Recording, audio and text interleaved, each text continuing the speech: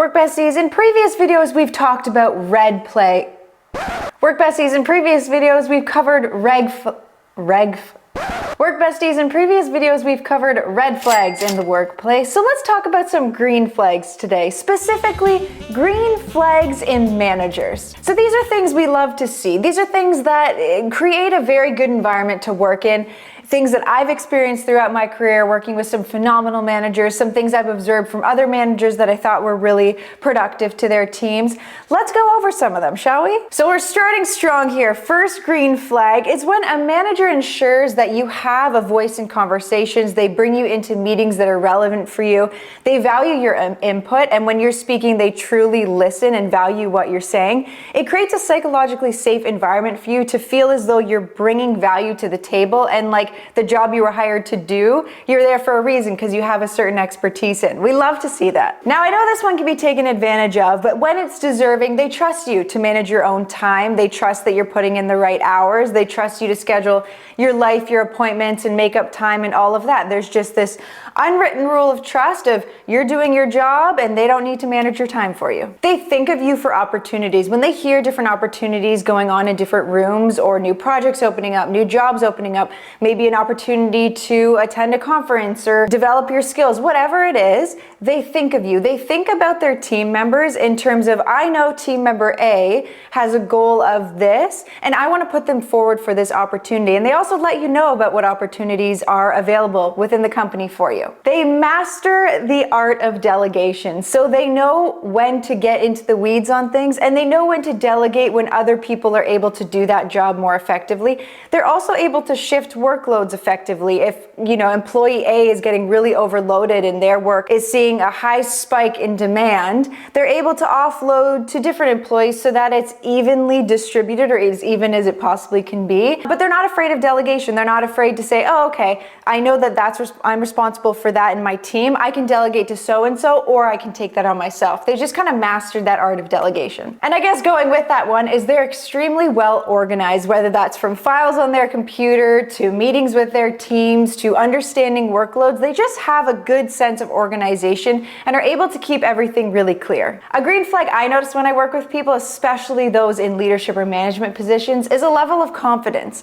And that's not saying they think they know everything, they go in every room, they demand it. No, true confidence means you might not know everything in the world, but you know where to get the information. You're not afraid to say, I don't know, but I'm going to find out. They just carry themselves with this confidence that's so admirable and almost motivates you or gives you something to aspire to, in a sense. They're well connected within the company, and you can tell that they're respected by their peers. I've seen so many people in management positions who aren't really leaders and don't share a lot of these green flags, that you can tell right away with how little or the level of respect that they are seen with or treated with from those around the same level of them, or just those in the company in general. I think green flags in a manager is when other people just have this respect for them. They respect them professionally, and maybe they're very different than them personally, but there's still a baseline of respect professionally, and that's something I always notice when observing new working environments and different people. They support you both personally and professionally.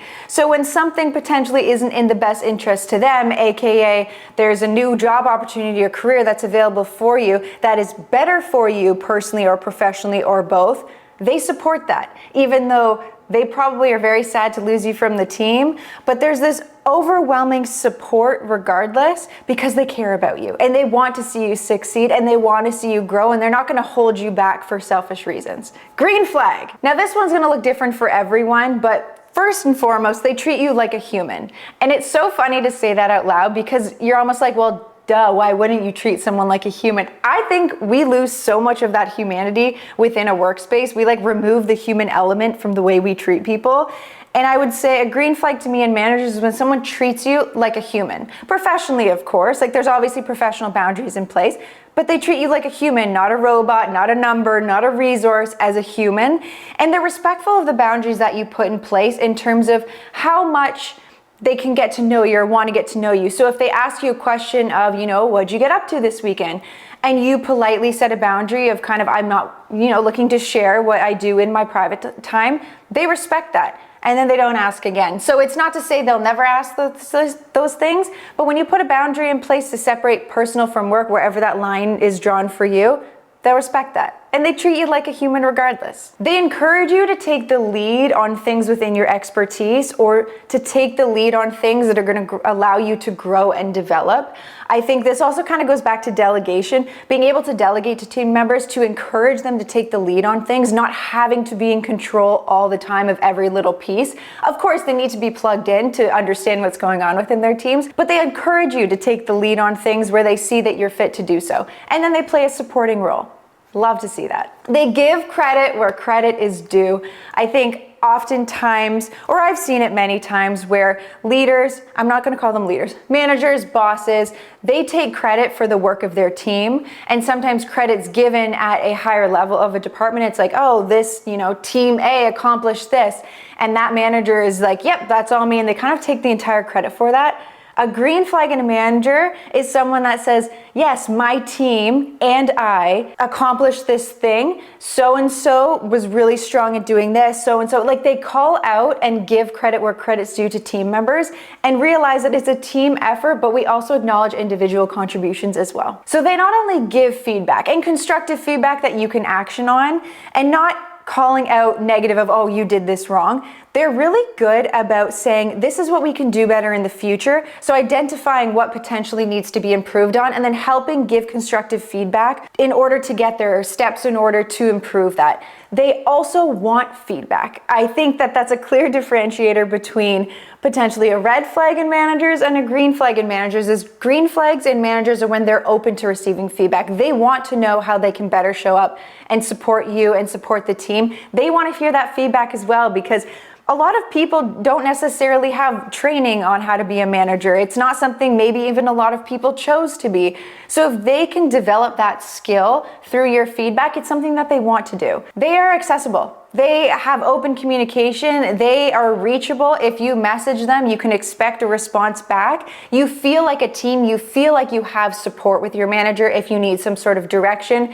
You're not really afraid to ask, because you know you're going to be met with support. I think that's a huge green flag within managers, is they're there to help you, whether that's getting you access to different systems or files, or pointing you in the right direction, or just giving you a little bit of support, or, hey, this is how you might want to consider starting this project. They're there to support you, and you very much feel like a team with them. A big green flag in a manager for me is when they take time off. Like, if they have a certain number of allocated days a year for PTO, they take them.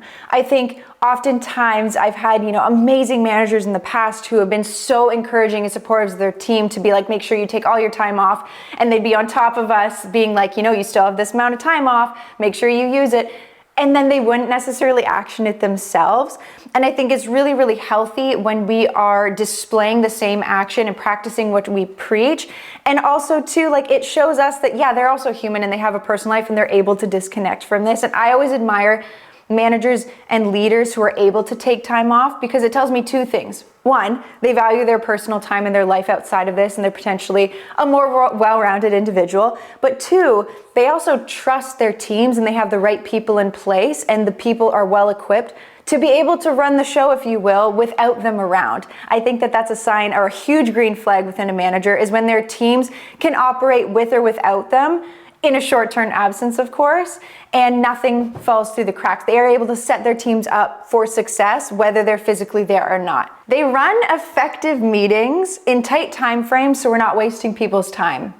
I can't tell you how many people I've gone to their meetings and they schedule an hour, and I'm like, we could have done this all in 15 minutes, but we wait and we start late because some people are really late to join. And then, small talk is great, but when it carries on and only a few people are involved and the rest are kind of just sitting around for the meeting, I think it's a little bit disrespectful for those other people's time. And sometimes agendas just aren't clear enough or structured enough before the meeting to have a very effective use of time. And so for me, a green flag with managers is when they're setting up time and meetings. It's an effective use of time, and you leave that meeting being like, okay, we got a lot covered within that time, and not so much like, wow, we could have, half that meeting and still come out with the same amount of outcomes. So run effective meetings within the time frames that are appropriate for what's being discussed. They nurture collaborations within teams, and not just within their team, but within different teams as well when you're working with other departments, other teams, other clients. They foster this collaboration so that there's good, effective communication, not just between them and their team, but also within the team themselves. I think it's really important when you foster kind of that safe work environment so people feel like they're a part of something. And whether or not you complete all your work as a team or individually, I think that's, a separate conversation, but just being able to foster an environment where communication is productive and effective and respectful, I think that speaks volumes of the manager that's in place. They communicate transparently, honestly, no sugarcoating, no beating around the bush, even when the communication is hard. So when the company is going through a hard time, when someone's potentially let go, when, timelines get compromised or work isn't done to the level that it's expected to be done, whatever it is, they are open and honest about things, and they communicate to an extent. Well, obviously they're allowed to, because some stuff is confidential. I don't lose sight of that. They don't try to tell their teams what they want to hear. They tell their teams how things are and communicate things very clearly. And it builds such a sense of trust when you have a manager here, like, I trust what you're saying, because I'm sure many of us can relate to speaking to people and they're telling you everything you want to hear, but then it turns out none of that was really true, or it was like a portion true, but they sugarcoated it with a bunch of other things. I am a straight to the point person. Just tell me things how they are. Obviously deliver them in like a respectful way, but I much rather you communicate to me hard news than dance around it and then figure things out later that they weren't exactly how you communicated them. So green flag, transparent, honest communication, even when it's not the easiest of news to share. They encourage healthy boundaries and they respect your boundaries, even if they differ from their own. I think that's really, really important. If you set a clear boundary with your manager and perhaps they don't share the same one, they're able to respect that and not say, no, you actually need to do things this way. Like, this is the boundary that should be set. Major green flag when people can say, that's not how I would do it, but I respect that that's your decision for yourself, and so I'm gonna honor that. Green flag in managers is when they are as much as possible proactive versus reactive. So if they anticipate something happening with whatever task or project you're working on, or whatever is going on in the company, they get ahead of that thing. So they come to the table with solutions to avoid future problems versus waiting to constantly be reactive, of not taking that action as soon as things are identified. Proactive versus reactive, major green flag, and just makes everyone's life easier. They listen to understand. So they're not listening. And I think this kind of goes back to the whole telling you what you want to hear almost, when they ask you a question because they're like, well, yeah, I should technically ask this person for their input because they have this job, and so I can check that box of saying I asked them. They actually listen and they ask questions, and you can tell that they're invested in listening to what you're saying versus having their own dialogue going on of like, regardless of what you say, I already know where this conversation is going to go, so I'll just let you speak, but like, it's not actually going to impact where this is going. Green flag in managers is when they listen to understand. A big green flag for managers is when they set realistic timelines. So whether that is with a client, with a different department, with their own teams themselves, as they're planning things out, they take into account all the factors and they set things very realistically. They're not so ambitious that they're like, oh, we can get this done, in the back of their mind being like, yeah, the team's just gonna work overtime for the next 3 weeks to do it, and like, that's fine. They have realistic timelines and they set them up front very clearly.